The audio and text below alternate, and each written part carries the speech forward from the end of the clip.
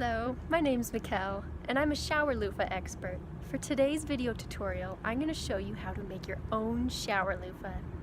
So the first step is you're going to want to get some plastic garbage bags. You probably have some of these lying around your kitchen. You're going to ball them together. About 5 or 6 should be enough for the loofah. You can see that's already about a loofah size. And what you're going to want to do is go outside. You need natural light, but you don't want direct sunlight. So you're going to lay out some aluminum foil. This is an important part of the thermodefertization process.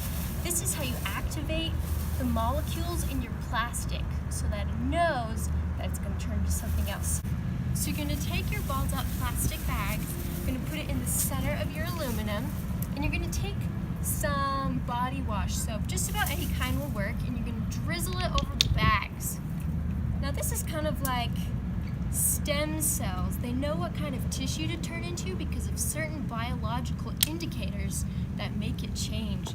That's what the soap does. It's going to indicate to the bags that it needs to turn into a loofah. So you're going to cover it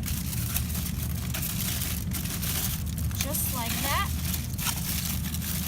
We're going to let it sit. All right. So it's been about 3 hours. It's been sitting in here thermodefertizating. We're going to look at it now. It should be about ready for the next phase. It's turning along nicely. As you can see, our plastic bags have taken on a nice clear color. That means our loofah is ready for the next stage.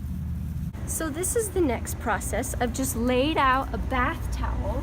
I'm going to put our plastic in the center. Now the reason loofahs have so much color is because they leach color from things that already have color. So for this we're going to use colored socks and we're going to bury it. And then during the next process, the loofah is going to take on a color depending on the socks that are around you. You never really know what color you're going to get.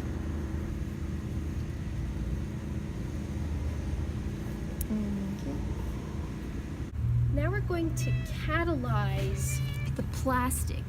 Now, these days, people would just use a hot plate. But actually, what people don't know is that catalyze was used to be done by cats, hence the name. So now we're going to place a cat on the pile. Oh no. For purposes of convenience, you might need to move the catalyzation indoors.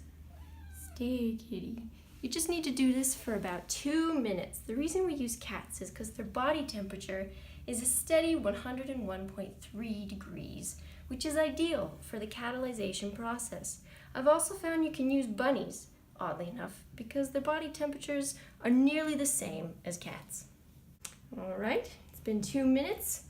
Great for a cat. Now for the next process, we need to rapidly cool our plastic. This is the final step. You're going to bundle it up and put it in the freezer.